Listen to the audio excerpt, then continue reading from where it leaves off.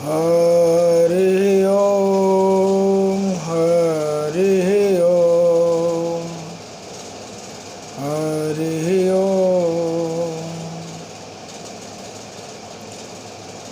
वंशे विभूषितकरान्नवनीरदाभात् पीताम्बरादरुणबिम्बफलाधरोष्ठात् पूर्णेन्दुसुन्दरमुखादरविन्दनेत्रात् कृष्णात् परं किमपि तत्त्वमहं न जाने। वराहपीडं नटवरवपुः कर्णयोः कर्णिकारं बिभ्रद्वासः कनककपिशं वैजयन्तीं च मालां रन्ध्रान् वेणुरधरसुधया पुरेन् गोपवृन्दैः वृन्दारण्यं सुपदरमणं प्राविशद्गीतकीर्तिः। वसुदेवसुतं देवं कंसचाणूरमर्दनं वन्दे कृष्णं वन्दे जगद्गुरुं वन्दे कृष्णं जगद्गुरुम्। अतुलितबलधामं हेमशैलाभदेहं दनुजवनकृशानुं ज्ञानामग्रगण्यं सकलगुणनिधानं वानराणामधीशं रघुपतिप्रियभक्तं वातजातं नमामि। गुरुर्ब्रह्मा गुरुर्विष्णुः गुरुर्देवो महेश्वरः गुरुः साक्षात् परं ब्रह्म तस्मै श्री गुरुवे नमः। अखण्डमण्डलाकारं व्याप्तं येन चराचरं तत्पदं दर्शितं येन तस्मै श्री गुरुवे नमः।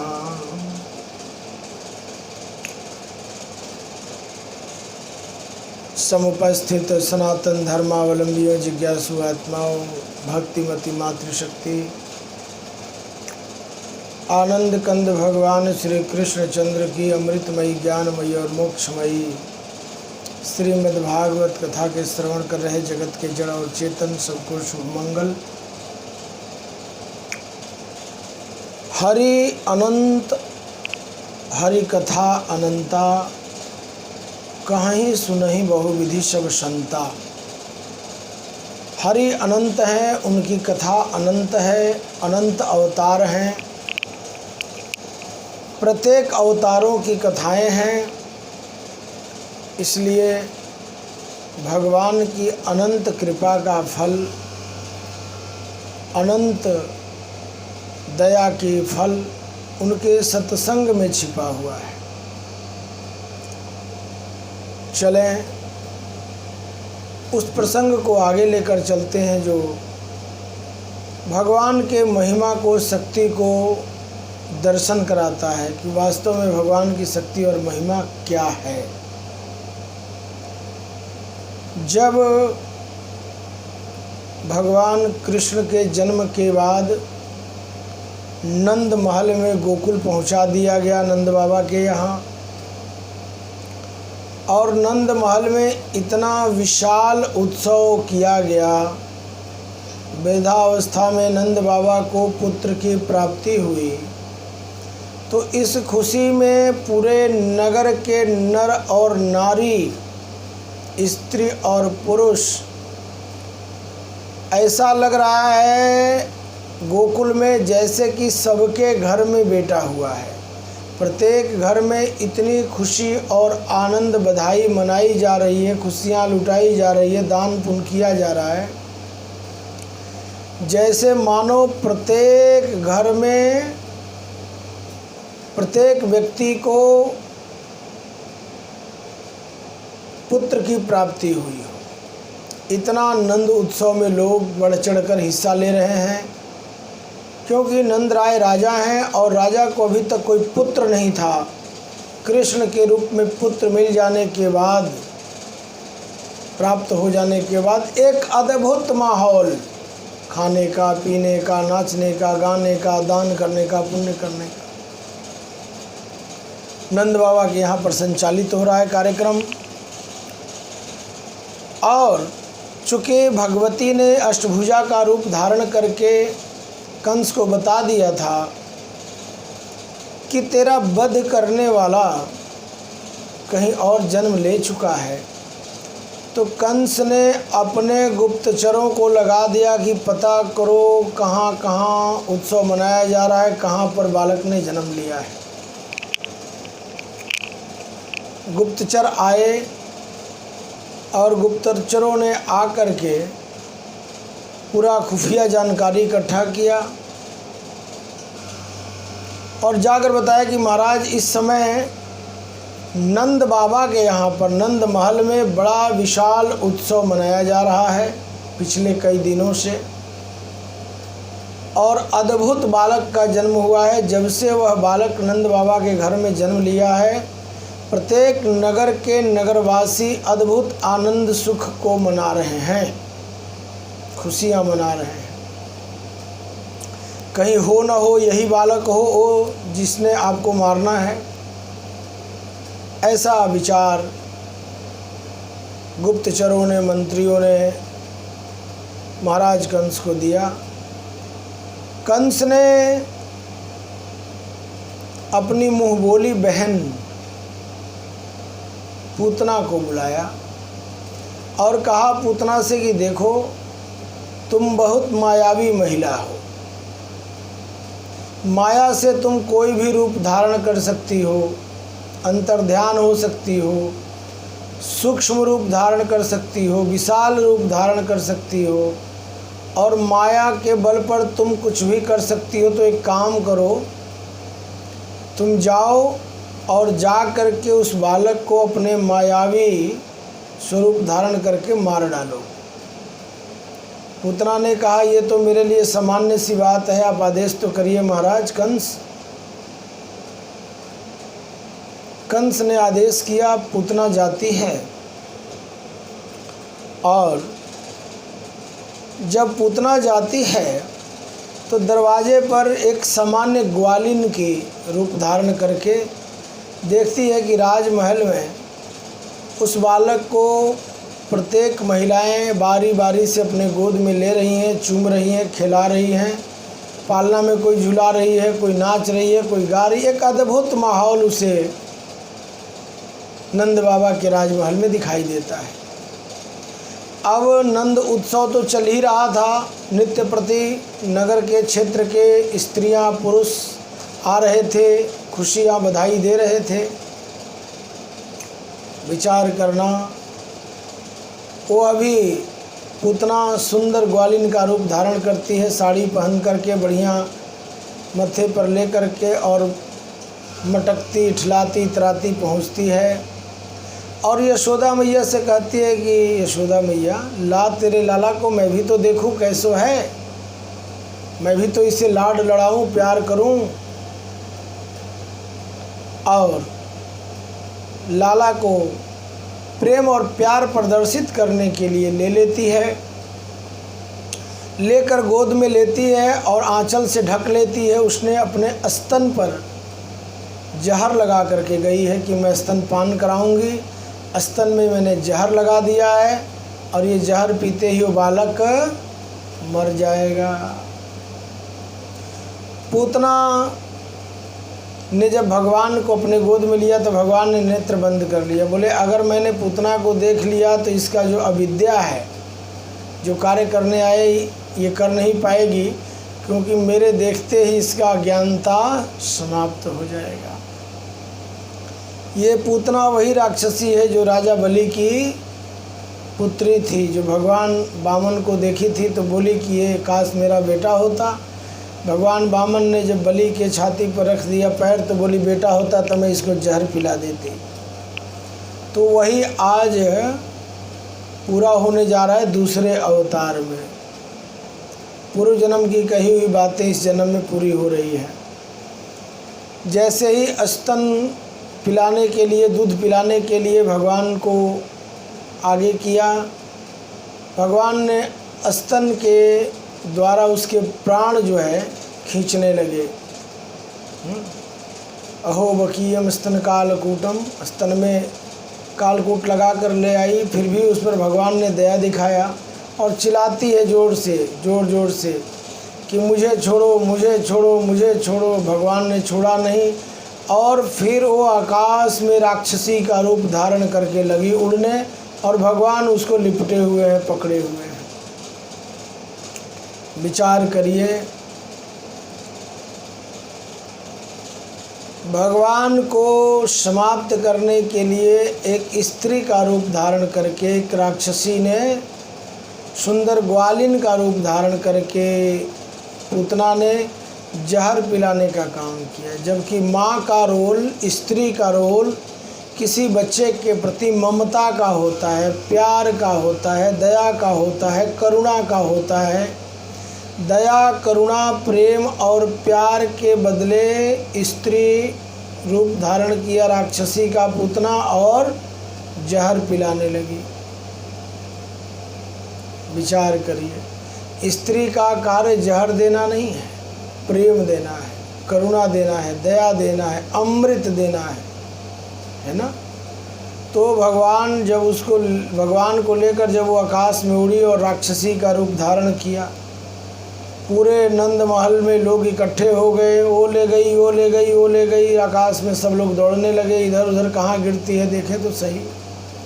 भगवान ने उसके प्राण हरना शुरू कर दिया, खींचना शुरू कर दिया। लगी तड़पने, लेकिन भगवान ने उसको छोड़ा नहीं।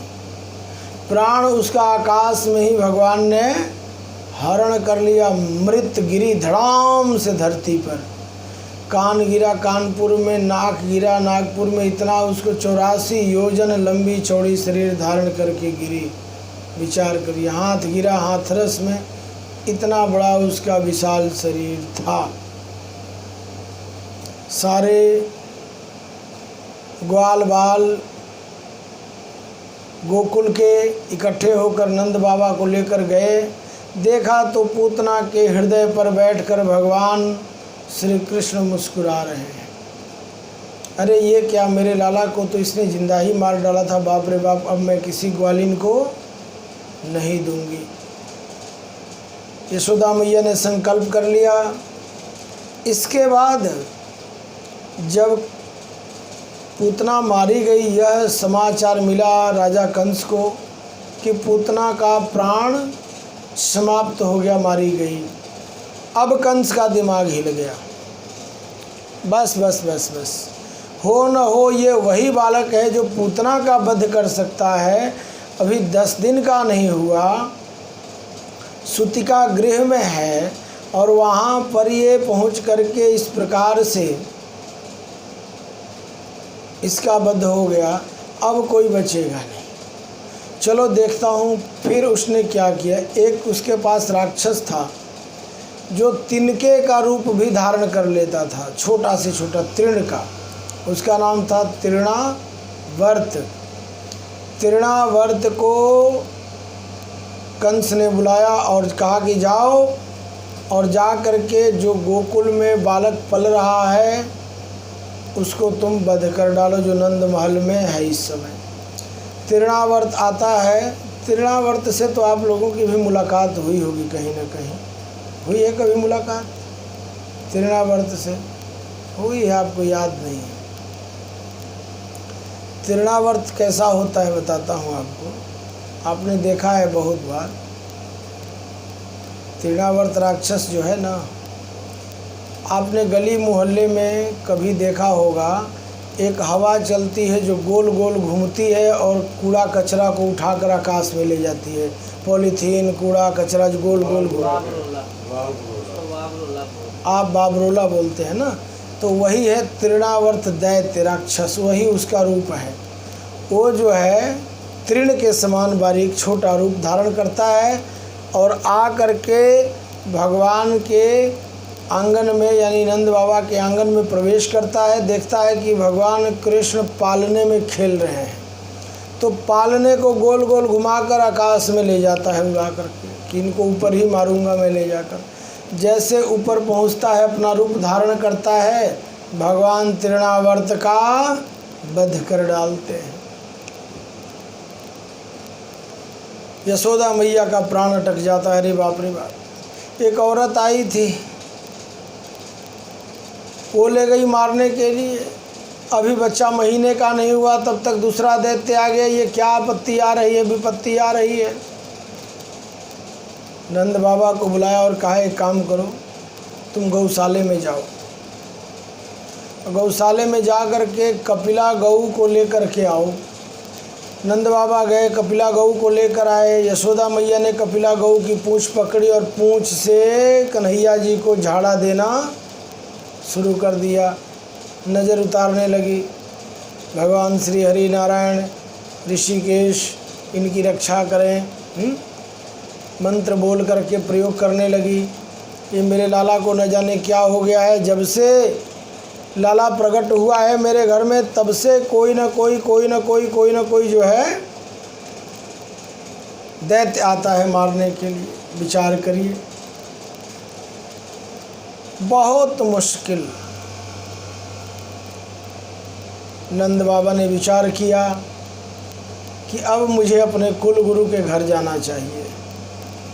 कुल गुरु गर्गाचार्य जी के पास गए और जाकर बताया कि मेरे घर में मुझे एक संतान की, पुत्र की प्राप्ति हुई है और एक नहीं दो दो पुत्र हमारे हुए हैं। रोहिणी के गर्भ से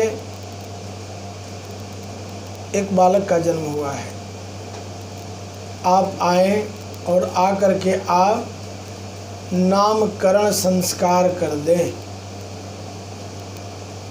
नामकरण संस्कार के लिए नंद बाबा ने बुलाया अपने कुलगुरु को और गर्गाचार्य जी आए। उन्होंने दोनों बालकों को देखा, दर्शन किया, स्तुति किया भगवान कृष्ण का और कहा नंद बाबा से कि ये जिन्हें तुम अपना पुत्र मानते हो ये तुम्हारे पुत्र नहीं हैं, ये साक्षात परब्रह्म परमात्मा हैं। 64 कलाओं से संपूर्ण इन्होंने अवतार लिया है। बड़े बड़े जगत के दैत्यों को इन्होंने वध करना है। इनका बहुत लंबा चौड़ा काम है, लक्ष्य है जन्म लेने का। और मैं इनको क्या एक नाम रखूं, संसार में जितने नाम हैं सभी नामों में ये खुद विद्यमान है, लेकिन इनके अंदर बहुत ज़्यादा आकर्षण है।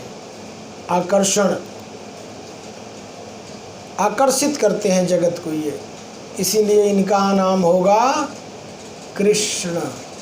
कृष्ण का अर्थ होता है जिसके अंदर आकर्षण हो। इसके बाद उन्होंने कहा अयम ही रोहिणी पुत्र, ये रोहिणी पुत्र है, इसके अंदर बल बहुत है, बलवान बहुत है, तो उनका नाम रखा बलराम। कृष्ण और बलराम, बल अत्यधिकम इति बलराम है ना। तो कृष्ण और बलराम का नामकरण उनके कुल गुरु गर्गाचार्य जी ने किया। आजकल कोई गुरु को बुलाता नहीं, गुरु को पूछता नहीं, अपने मर्जी से नाम रख लेते हैं। बंटू डंकू मंटू चंटू फंटू, और फिर वैसे ही वो कार्टून की तरह बच्चा हो जाता है। जैसे कार्टून की तरह नाम रखते हैं नमूने की तरह, बच्चे भी आजकल वैसे नमूने बन जाते हैं, है ना। तो इसीलिए शास्त्र कहता है कि बहुत विचार करके, बहुत शुद्धि बुद्धि के साथ बच्चों का नामकरण करना चाहिए, क्योंकि यथा नाम तथा गुण, जैसा नाम वैसा गुण होता है। इसीलिए बच्चों का नाम देवताओं के नाम पर रखा जाता है। राम कृष्ण, शिव गोपाल, गोपाल कुमार, गोविंद कुमार, शिव कुमार, यानी प्रत्येक पुरुष का नाम किसी देवता के नाम पर रखा जाता है। प्रत्येक स्त्रियों का नाम प्रत्येक देवियों के नाम पर रखा जाता है। तो अब देवी देवताओं का लोगों ने नाम रखना बंद कर दिया, अब राक्षसों का नाम लोगों ने रखना शुरू कर दिया। अब कुत्ते बिल्ली का नाम वही घर के बच्चे का नाम होना शुरू हो गया है। हाँ, ऐसा होता है ना। तो ये कुसंस्कार ने हमारे जीवन के असली स्वाद को बिगाड़ दिया, क्योंकि शब्द ब्रह्म है। शब्द क्या है? ब्रह्म है। तो शब्द ब्रह्म जो बार बार हम शब्द उच्चारण करेंगे जिस शब्द को, उस शब्द का असर हमारे जीवन में 100% होता है। इसीलिए कभी भी जबान से अशुभ शब्द का प्रयोग नहीं करना चाहिए। क्रोधित होकर किसी को अपशब्द, अशुभ शब्द नहीं कहना चाहिए। हरि शरणम हरि शरणम हरि शरणम हरि शरणम हरि शरणम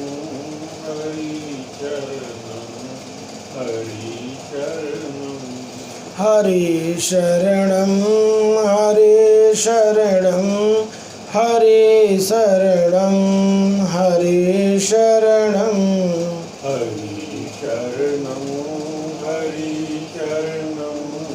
शरणम हरि शरणम हरि शरणम हरि शरणं हरि शरणं हरि शरणं हरि शरणं हरि शरणम हरि शरणम हरि शरणम हरि शरणम हरि शरणं हरि शरणं हरि शरणं हरि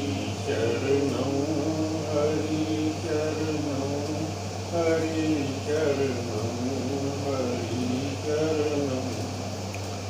अब माता यशोदा नित्य प्रति भगवान कृष्ण बाल गोपाल को अपने आंचल में छुपा के रखती है। विचार करिए, भगवान की इतनी सेवा करती हैं, माँ की ममता लुटाती हैं, ममता दिखाती हैं कि मेरे लाला को नज़र न लग जाए। आँखों में काजल लगाती हैं, मत्थे पे काला टीका लगाती हैं, पैरों में सोने चांदी के घुंघरू बना के डाल रखी हैं और नित्य प्रति उनका दर्शन जो है नगर के नर और नारी आकर के करते हैं। कोई उनकी नाक पकड़ के हिलाता है, कोई उनके कपोल को छू करके प्रसन्नता प्राप्त करता है, कोई उनका कान हिला करके प्रसन्नता खुशी जाहिर करता है। भगवान के कोई ठोड़ी को हिला करके, बालक के ठोड़ी को पकड़ के हिला के आनंद को प्राप्त करता है। यानी उनके प्रत्येक एक एक अंग से आनंद की वर्षा हो रही है।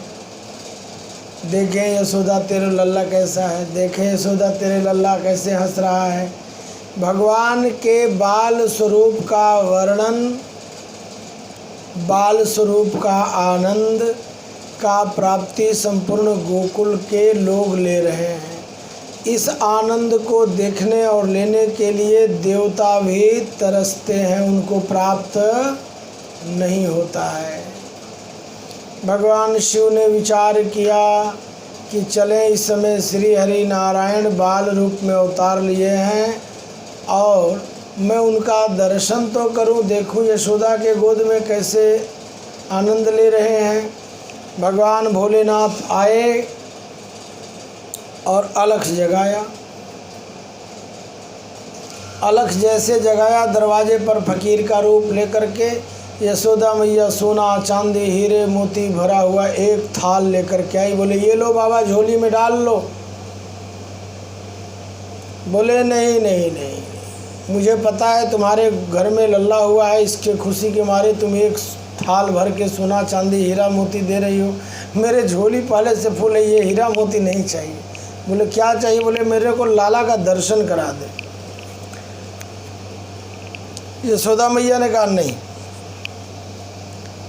ये नहीं हो सकता है, मैं आपको लाला का तो दर्शन नहीं करा सकती। एक से एक दैत्य राक्षस आते हैं और न जाने क्या क्या रूप धारण करके और लल्ला को मारने के लिए आते हैं। लाला का दर्शन तो मैं नहीं करा सकती। और कुछ धन संपत्ति चाहिए, सामान चाहिए और ले लो, जो मांगो वो दे दूँ। हाथी घोड़े ले जाओ, ऊँट ले जाओ, हैं? गाय ले जाओ जितनी मर्जी, 1000, 2000, लाख, 2 लाख ले जाओ गाय, कोई बात, लेकिन मैं लाला को नहीं देखा सकती। भोलेनाथ ने कहा देखो मैं तो लाला के दर्शन के ही लिए आया हूँ, माँ से कोई जीत नहीं सकता है, ध्यान रखना। यशोदा मैया ने इनकार कर दिया। भगवान शिव गली में आगे बढ़ गए, फकीर का रूप धारण कर रखा था और गली में आगे बढ़कर मन ही मन प्रार्थना किया श्री हरि नारायण से कि प्रभु मैं कैलाश को छोड़कर आपके दर्शन के लिए गोकुल आ गया हूँ और इतने पर भी अगर दर्शन नहीं हुआ तो आना व्यर्थ हो जाएगा, लगे गली का चक्कर काटने। प्रार्थना किया प्रभु से। भगवान कन्हैया जी ने रोना शुरू कर दिया। जैसे ही रोना शुरू किया, पालने से उठा करके मैया ने हृदय से लगा लिया। जैसे यशोदा मैया ने हृदय से लगाया और रोना शुरू कर दिए। दूसरी ग्वालिन को पकड़ाया, देख भाई लाला क्यों रो रहा है, इसको संभाल तो थोड़ा। वो और रोने लगे, रोना बढ़ता चला गया, बंद न हो। बोले अब क्या करें, आज पहली बार लाला इतना रो रहा है, पता नहीं क्यों रो रहा है लाला। देखो निसई हो श्याम मेरे नु जोगी नजरा लग गया। लगता है कोई आया था, उसने नज़र लगा दिया। जोगी, कोई जोगी आया था लाला के दर्शन करने के लिए, कह रहा था मैंने दर्शन नहीं कराया, लगता है उसने नज़र लगा दिया है। देखो निसई हो श्याम मेरे नु जोगी नजरा लग गया, नागा वाला आ गया जी हारा वाला आ गया। अब क्या करें, परेशान। नंद बाबा को बुलवाया और कहा कि देखो लाला चुप ही नहीं हो रहा है, कोई फ़कीर कोई साधु को ले आओ, इसको हथौड़ा कराओ, झाड़ा कराओ, चुप हो गए।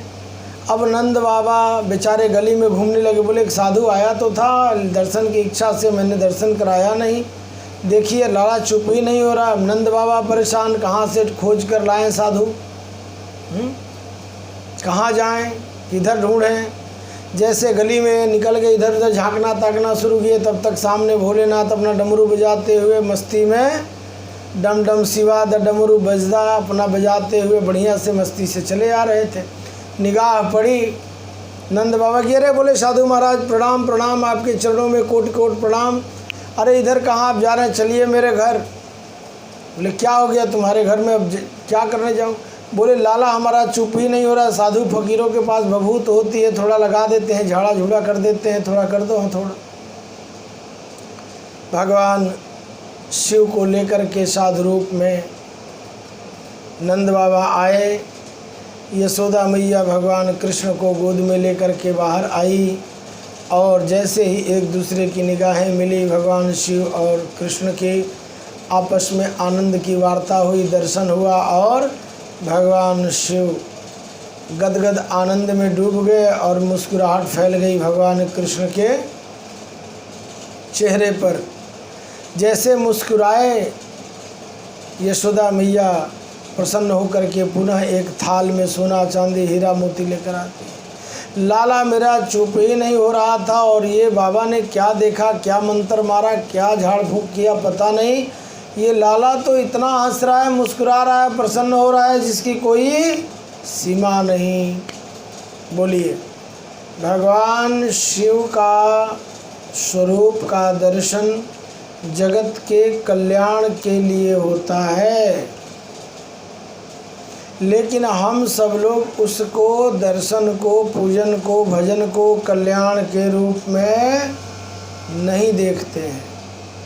हम लोग अपने भोग, अपनी विलासिता, अपनी आवश्यकता की पूर्ति, इन्हीं में सभी चीज़ों को देखते और समझते हैं, लेकिन ऐसा वास्तविकता है नहीं।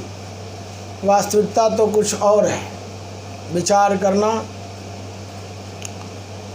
इसके बाद एक अद्भुत प्रसंग आता है जब भगवान श्री कृष्ण थोड़े बड़े होते हैं, घुटने के बल आंगन में चलना शुरू करते हैं। यशोदा मैया को आनंद प्राप्त होता है और इस प्रकार से वो चारों ओर दौड़ना शुरू करते हैं कि सभी लोगों को आनंद की प्राप्ति होती है। पीछे पीछे माताएं दौड़ती है ना, देखो बच्चा कैसे खड़ा हो गया, देखो कैसे खड़ा हो गया चलने लगा, देखो फिर गिर गया। तो ये जो बाल लीला का आनंद है, बालपन का, ये मातृशक्ति को मिलता है, माताएं इसे प्राप्त करती हैं घर में। तो नंद बाबा और यशोदा मैया नित्य प्रति भगवान कृष्ण के साथ नए नए आनंद की प्राप्ति कर रहे हैं। अब भगवान कृष्ण थोड़े से जब बड़े हुए तो गली मोहल्ले की जो स्त्रियां थी, ग्वालिनें थी, वो उनको उठा ले जाती हैं अपने घर खिलाने के लिए। लाला को इधर ले आओ, मैं इसे ये खिलाती हूँ, ये पहनाती हूँ, इसको ये कपड़े डालती हूँ। यानी सभी स्त्रियाँ गली मोहल्ले की भगवान के उस छवि से प्रेम करती हैं और उनको निहारना चाहती हैं, देखना चाहती हैं। भगवान की उम्र जब 2-2.5 साल की हो गई तो भगवान ने अपनी नटखट लीला प्रारंभ कर दिया। नटखट लीला में कभी इस गोपी के घर जाएं, कभी इस ग्वालिन के यहाँ जाएं और उनकी बाल मंडली भी 2-4-10 बच्चों के साथ बन गई। अब सभी ग्वालिनें उनसे प्रेम करती हैं, सभी ग्वाले उनसे प्रेम करते हैं, सभी गोपियाँ उनसे प्रेम करती हैं। भगवान अपने 2.5 साल की उम्र में नाना प्रकार के आनंद को प्रदान करने वाली लीला का दर्शन करा रहे हैं, लीला को दिखा रहे हैं। प्रत्येक बालक 2-2.5 साल का होता है तो जो भी वो कार्य करता है उस कार्य को देखकर प्रत्येक व्यक्ति को एक अद्भुत आनंद की प्राप्ति होती है, होता है ना। कोई भी बालक हो, सामान्य बालक भी जो 2 साल का, 3 साल का, 2.5 साल का होता है, तो जो भी उसका तोतली बात है, बोलना है, चलना है, खाना है, सोना है, गिरना है, पहनना है, वो सब कुछ आनंद का कारण बनता है। इसलिए भगवान ने जो बाल लीला शुरू की, सबको आनंदित किया। लीला अब शुरू हो गई, बाल लीला। यहाँ से भगवान ने गलियों में निकल करके गोपियों के यहाँ जाना, किसी की चोटी को दूसरे गोपी के साथ चोटी को बांध देना, किसी के कपड़े के साथ कोई मज बांध देना, इस प्रकार के नटखट लीलाएं करने लगे भगवान। गोपियों ने आकर के यशोदा मैया से कहा कि देख यशोदा, तेरा लल्ला इस प्रकार के हम लोगों के साथ जो है लीला करता है। देख अभी इतना छोटा सा है, निक्का जिया है, तो मेरी चोटी को बांध दिया मज के पूंछ के नाल है। हाँ, मैं ये काम कर रही थी, मेरे कपड़े को दरवाजे पे बंध गया। इस प्रकार का जो है लीला करना भगवान ने जब शुरू किया तो गोपियों ने शिकायत करना शुरू कर दिया। जब गोपियों ने शिकायत करना शुरू किया तो यशोदा मैया ने कहा अच्छा आज उसको आने दे, आज मैं उसको बताती हूँ। बहुत उसकी शिकायत आने लगी है, नटखटपना करने लगा है। एक गोपी आई, बोले देखो हमारे घर में छीके पर मक्खन टंगा हुआ था, ग्वाल बालों को ले गया और सब मक्खन दूसरे को खिला दिया, तोड़ डाला मटका भी मेरा, मैं क्या करूं। यशोदा मैया ने कहा तो डेली इसकी शिकायत बढ़ती जा रही, भाई क्या करना इसका, कोई उपाय करना पड़ेगा। फिर क्या था, कन्हैया जी लीला करके घर में लौटे, आते ही उनके हाथ को मैया ने बांध दिया पीछे करके। जैसे ही रस्सी से बांधना शुरू किया, लपेटा मारा 3-4 फेरा, रस्सी जो है छोटी पड़ जाए, गांठ लगे ना। मैया भगी, फिर रस्सी ढूंढ कर ले आई, एक दूसरा रस्सी जोड़ा, फिर 2-4 फेंटा मारा, फिर रस्सी छोटी पड़ गई। फिर तीसरा रस्सी लेने को दौड़ी, बोली ये रस्सी को क्या हो गया है, जैसे गांठ मारने को होती हूँ ये रस्सी छोटी पड़ जाती है, गांठ लगती नहीं, दसों की करिए। अब बड़ा दिक्कत हुआ उनको। भगवान ने देखा अब मैया परेशान हो रही है भाई, अब इसको जो है ये नहीं करना, तंग नहीं करना है। तीसरी रस्सी लेकर आई तो बेचारे दुनिया को मुक्त करने वाले माँ के प्रेम मोह में खुद बंध गए। और बांधा किससे? उखल से। उखल होता है ना, उखल से बांध दिया भगवान को। उखल से बांधने के बाद चली गई। जैसे हटी आँख के सामने से मैया, भगवान ने छलांग लगाई आंगन में। यमलार्जुन के पेड़ थे जो पूर्व जन्म में श्रापित हुए थे दैत्य, ओ दोनों पेड़ के बीच में उखल को फंसाया और दे हिस्सा जोर लगा के हिस्सा झटका मारा और पेड़ वो उखड़ गया। ओ नलकुबर प्रकट हुए, बोले प्रभु आपने हमारा उद्धार कर दिया, हम तो पेड़ के रूप में आपके आंगन में इतने दिनों से खड़े थे। विचार करिए, भगवान की प्रत्येक लीला किसी न किसी जीव के कल्याण के लिए होती है। अब ये जब सारा समाचार मिला उनके लीलाओं का कंस को, तो कंस ने उत्पात करना शुरू कर दिया। एक दैत्य को भेजता है जिसका नाम है अघासुर, और कहता है कि जाकर कृष्ण को मार डालो। विचार करिए, जिनको भी बुलाता है कंस दैत्य को, उसको एक ही ड्यूटी लगाता है कि तुम जा कर के कृष्ण का वध कर दो, उस बालक का वध कर दो। वध के अलावा कोई बात नहीं। अघासुर जाता है भगवान को मारने के लिए। एक बैलगाड़ी पर मटके काफ़ी रखे हुए, उस मटके में छुप जाता है सूक्ष्म रूप धारण करके। ये जितने दैत्य हैं ये बड़े मायावी हैं। माया से जितना मर्जी छोटा रूप धारण कर लें, जितना मर्जी बड़ा रूप धारण कर लें, इंसान का रूप धारण कर लें, देवता का कर लें, पशु पक्षी का कर लें, कीड़े मकोड़े का कर लें, ये कोई भी रूप धारण कर लेते हैं। आजकल भी लोग बहुत मायावी हैं, ऐसी माया फैलाते हैं, ऐसा चिकनी चुपड़ी बातें करेंगे, ऐसा बिना मतलब का बात करके आपके मन को फंसा लेते हैं। कालनेमी राक्षस की तरह जो है आजकल प्रत्येक शहरों में, प्रत्येक देशों में एक से एक दैत्य राक्षस हैं, मायावी।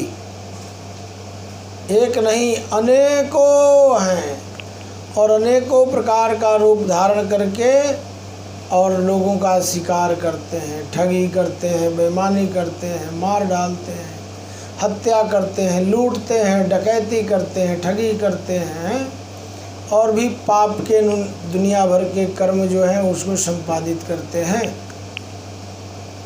तो दैत्य प्रवृत्ति आज भी बहुत है। अघासुर को भगवान ने मार डाला। अब यहाँ पर गोकुल में सभी लोग शाम को इकट्ठा हुए,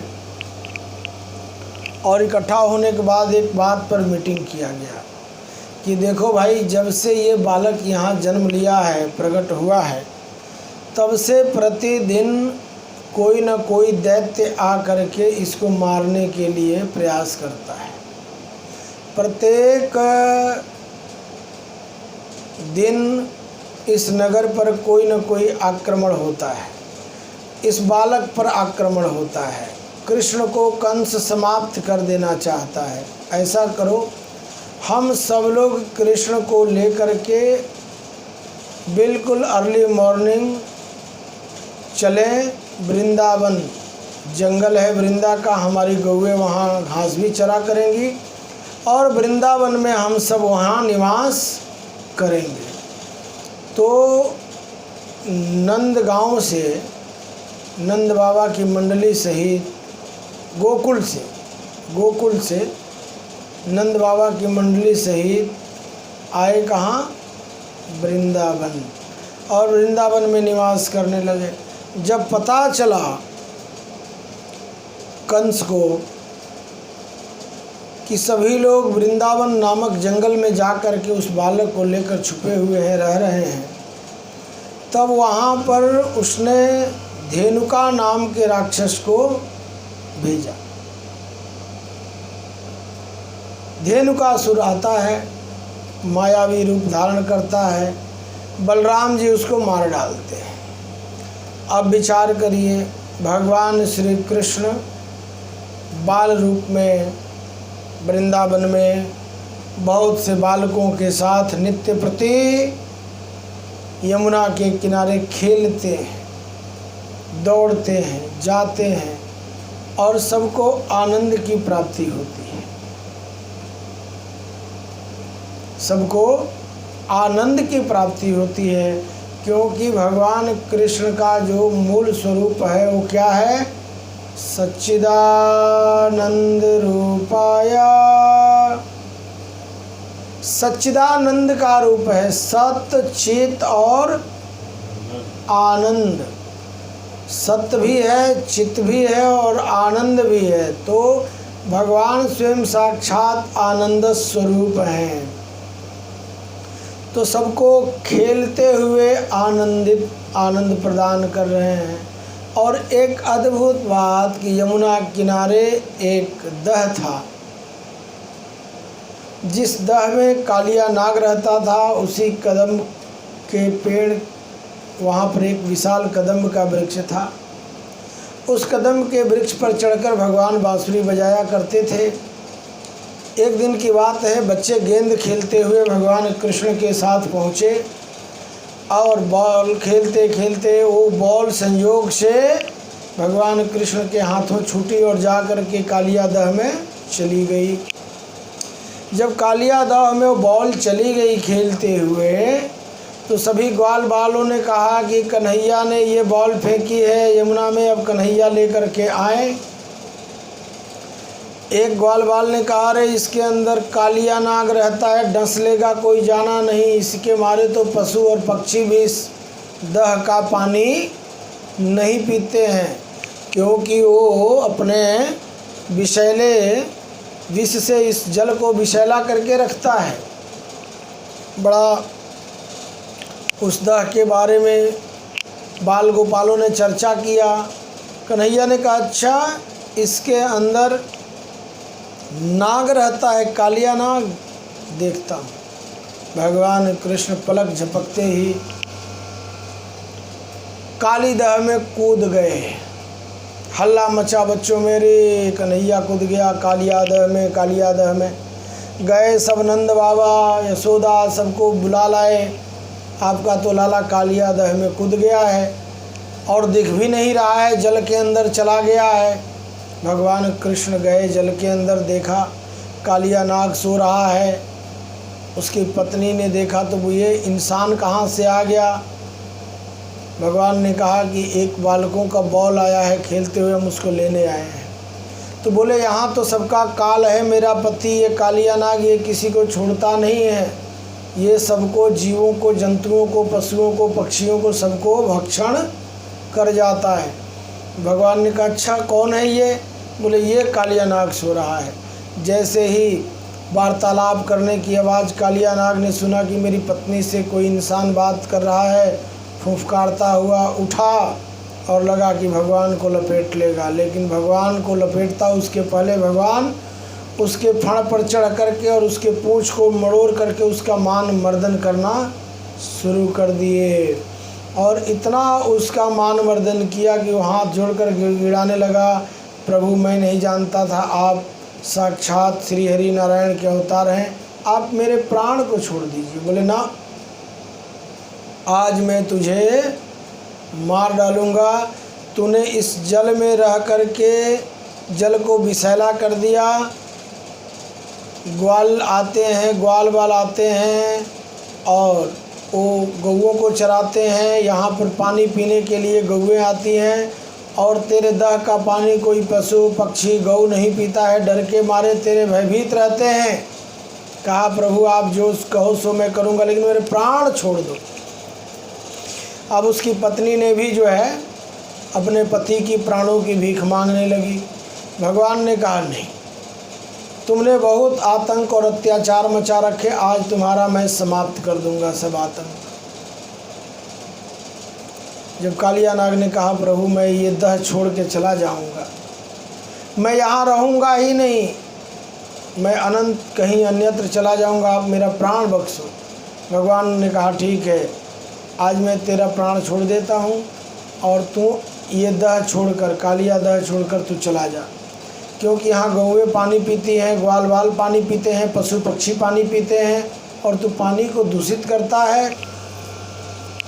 जल को दूषित करना भी एक पाप है, ठीक है। तो इसलिए जल को कभी भी दूषित नहीं करना चाहिए, जल में कभी कोई गंदगी नहीं डालनी चाहिए, ये नियम है, ये नियम है, जल में गंदगी नहीं डालनी चाहिए। जल को जो दूषित करता है कालिया नाग की तरह भगवान उसे सजा देते हैं। ये कहते हुए कालिया नाग का मान मर्दन करते हुए, उसके नागों के फण पर नाचते हुए भगवान श्री कृष्ण बाल रूप में जल के ऊपर आए। अब जब ग्वाल बालों ने देखा कि अरे ये क्या, ये तो कन्हैया ने कालिया नाग को नथ रखा है, फणों को पकड़ रखा है, एक हाथ से पूंछ मड़ो रखी और इसके फण पर नृत्य कर रहे हैं, और कालिया नाग की तो आज हालत खराब है। बॉल लेकर आए और बच्चों को दिया, बोले लो खेलो। विचार करिए, भगवान जितनी भी लीला करते हैं उसमें जीव का, सबका कल्याण है, एक का नहीं, सबका कल्याण है। भगवान आगे बाल लीला करते हुए अनेकों लीलाएं करते हैं, उनसे गोपियां इतना प्रेम करती हैं, ग्वाल बाल इतने प्रेम करते हैं जिसकी कोई सीमा नहीं है। एक अद्भुत बात इसमें ये भी समझना कि भगवान कृष्ण की उम्र अभी मात्र 5 वर्ष की हुई है। कितने वर्ष की? 5।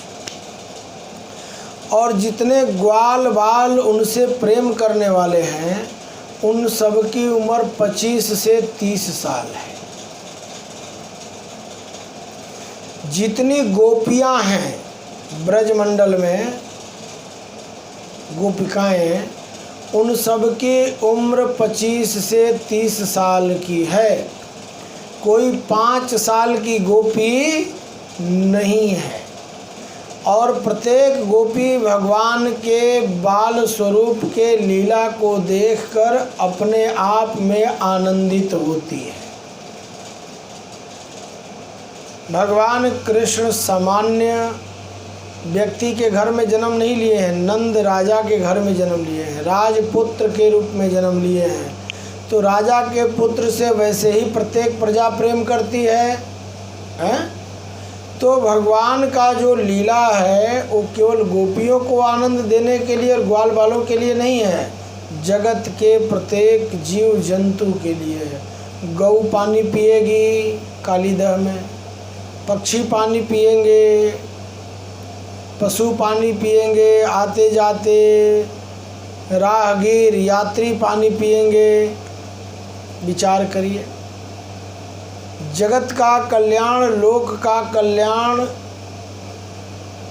सर्वत का जो भला है ना, ये कामना भगवान के अंदर बालपन से नजर आ रही है, उनके अंदर दिखाई दे रही है कि भगवान सबका भला करते हैं, कल्याण करते हैं और दुष्टों का वध करते हैं।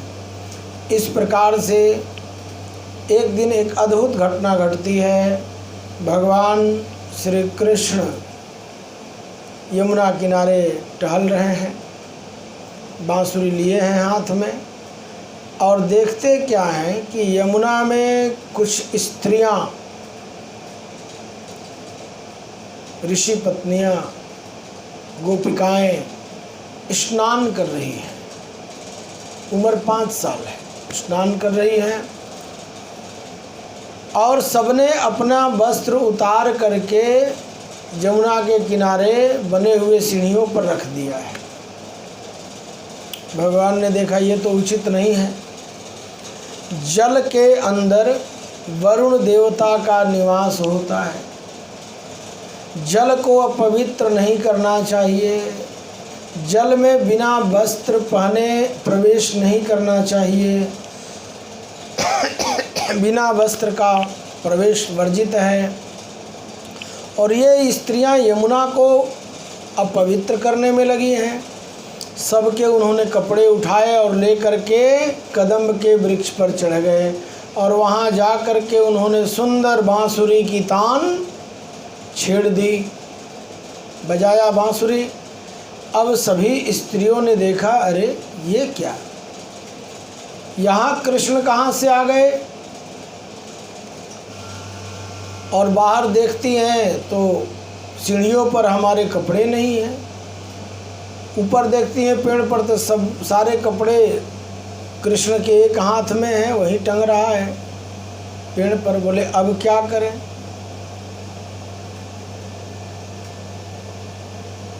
मेरे कपड़े दे दो। बोले ना, बाहर आओ और अपने कपड़े ले जाओ।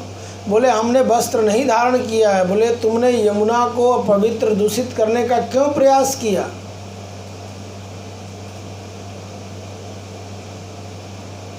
भगवान ने कहा मैं वस्त्र नहीं देता, एक एक करके आओ और अपने वस्त्र ले जाओ। विचार करिए क्या स्थिति रही होगी। भगवान ने जो भी लीला किया उसके पीछे एक ज्ञान दिया, एक रहस्य का उद्घाटन किया।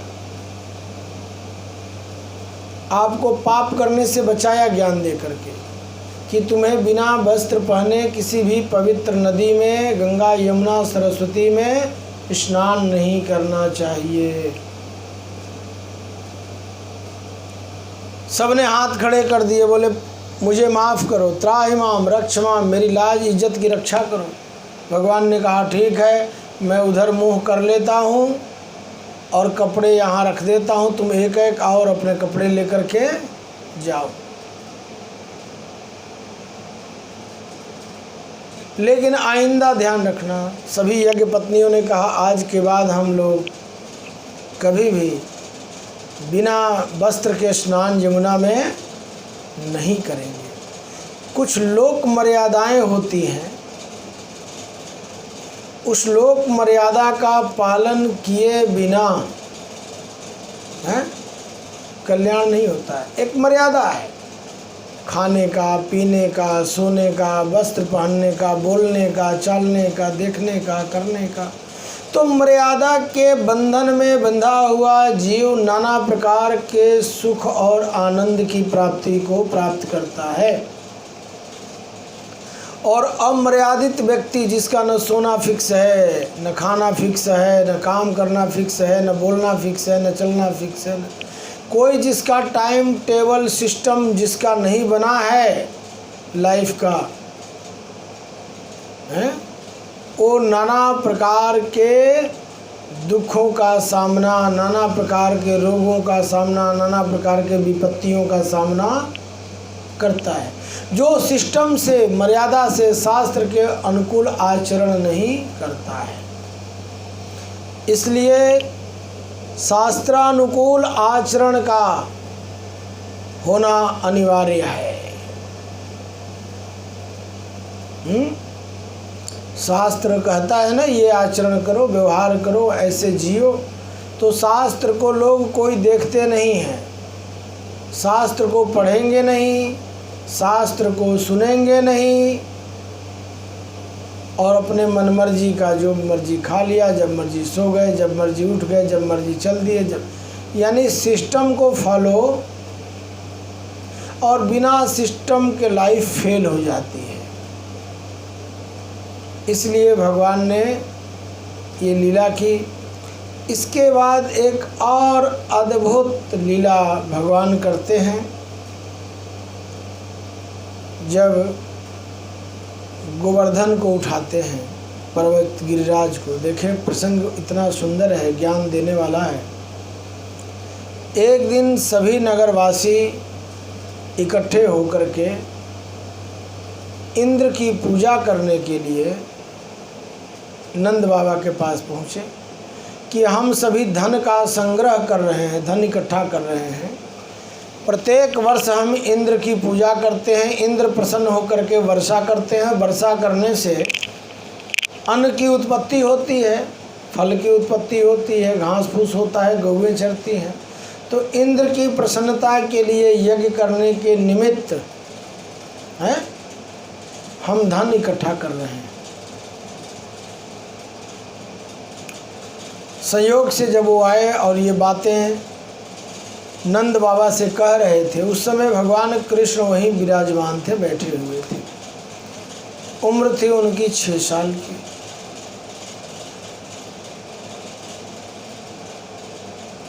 बोले बाबा ये किस प्रकार का पैसे इकट्ठे करने लोग आए थे आपके यहाँ? बोले लाला ये लोग वार्षिक पूजा एक होती है हमारे यहाँ साल में इंद्र के लिए, प्रसन्नता के लिए। तो बोले मैं यहाँ उपस्थित हूँ और ब्रजवासियों से इंद्र पूजा करवाएगा। उसे ये पता नहीं कि मैं यहाँ पर उपस्थित हूँ। नंद बाबा भगवान कृष्ण की ये बात समझ नहीं पाए। उन्होंने कहा लाला कोई बात नहीं, ये परंपरा चली आ रही है, ब्रजमंडल की इंद्र की पूजा होती है। तो उन्होंने भगवान कृष्ण ने मना कर दिया। बोले नहीं, इंद्र की पूजा इस वर्ष नहीं होगी। मैं ब्रजमंडल में विराजमान हूँ और इंद्र ब्रजवासियों से अपने को पूजित कराएगा। चलो देखिए अद्भुत बात। भगवान कृष्ण ने जब मना कर दिया तो नंद बाबा ने सभी ब्रजवासियों को मना कर दिया कि इस साल इंद्र की पूजा नहीं होगी। जब इंद्र की पूजा नहीं होगी, भगवान ने ऐलान कर दिया, तो इंद्र कुपित हो गए और लगे घनघोर आंधी तूफान और वर्षा करने। भगवान कृष्ण ने कहा घबराने की ज़रूरत नहीं है, उनको अपना प्रभाव दिखा लेने दो। सभी ग्वाल बालों को लिया और गौओं को लिया। पास में ही थोड़े दूरी पर एक पहाड़ है, उस पहाड़ का नाम है गिरिराज। गए और गिरिराज पहाड़ के तलहटी में सबको लेकर खड़े हो गए। वर्षा और आंधी और तेज हुआ। सभी ब्रजवासी बोलने लगे नंद बाबा को, देखिए आपने पुत्र के कहने पर पूजा पाठ बंद करा दिया इंद्र की। इंद्र नाराज होकर के घनघोर हवा पानी तूफान बरसात कर रहे हैं। भगवान ने कहा कोई चिंता मत करो, चलो सब मेरे साथ। और सभी ग्वाल बालों ने अपनी लकड़ी टेक दिया और भगवान श्री कृष्ण ने गिरिराज पर्वत को 1 अंगुली पर उठा लिया। बोले जब तक ये आंधी पानी चलता रहेगा, बारिश चलता रहेगा, सभी इसी पर्वत के नीचे खड़े रहो। कोई न भीगेगा, न किसी पर तूफान का असर होगा। पूरा गिरिराज पर्वत को भगवान ने 1 अंगुली पर उठाया और नीचे से सभी ग्वाल वालों ने अपनी लाठियाँ टेक दी। बोले कन्हैया अब तुम अंगुली हटा सकते हो। बोले नहीं, अगर मैंने अंगुली हटाई तो ये नीचे आ जाएगा। ग्वाल वालों ने लकड़ टेक दी, अपनी लाठियाँ टेक दी। और इंद्र ने जब देखा कि ग्वाल बालों पर, ब्रजवासियों पर मेरे आंधी का तूफान का है कोई असर नहीं है, हार गया। भगवान ने इंद्र का मान मर्दन किया, अहंकार को तोड़ा। कहा जहाँ मैं ब्रजमंडल में साक्षात पूर्ण अवतार प्रकट हुआ हूँ और यहाँ आकर तुम टैक्स लेना चाहते हो। साक्षात में यहाँ विराजमान। गिरिराज पर्वत की उन्होंने पूजा कराई। बोले ये गिरिराज पर्वत हैं, इनके ऊपर गौएं चरती हैं, हरी हरी घासें होती हैं। ब्राह्मणों को बुलाइए, यज्ञ कराइए, पूजा कराइए, लेकिन अब पूजा जो होगी वो गिरिराज की होगी। गिरिराज पूजन का, गोवर्धन जी का पर्वत का पूजन की परंपरा भगवान श्री कृष्ण ने डाला। स्वतः गिरिराज के रूप में प्रकट भी हुए, रूप धारण किया और कहा गिरिराज का पूजन करो। अभी तक तुम लोग इंद्र से भयभीत रहते थे, अब इंद्र तुम लोगों से भयभीत रहेगा।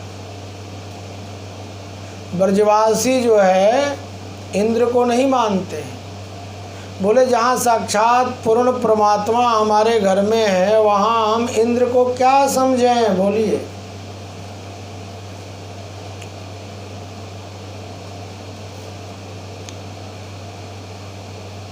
इंद्र की पूजा नहीं। ब्रजमंडल में साल में एक बार 56 प्रकार का भोग बना करके गिरिराज जी को भोग लगता है। और आपको हैरानी होगी सुन करके, 21 किलोमीटर की परिक्रमा है गिरिराज पर्वत की। 12 महीना 30 दिन लाखों लोग प्रतिदिन परिक्रमा करते हैं, पर डे।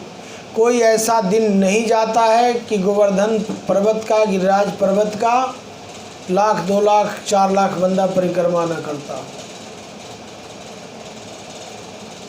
कोई दूध ले करके और 21 किलोमीटर पैदल चलता है। दूध की धारा गिरती रहती है, वो धारा बंद नहीं होती है। मटके में छेद कर देते हैं बारीक और उसमें दूध भर देते हैं, और जहाँ दूध कम होने लगता है दुकानों पर दूध मिलता है, उसमें भरते रहते हैं दूध को, और दूध ले करके परिक्रमा करते हैं पूरे पर्वत का। 21 किलोमीटर 6 घंटा लगता है, किसी किसी को 8 घंटा लगता है। और कई लोग गिरिराज पर्वत की परिक्रमा पैदल नहीं करते हैं, लेट कर करते हैं, सो करके। उनको हफ्ता लग जाता है।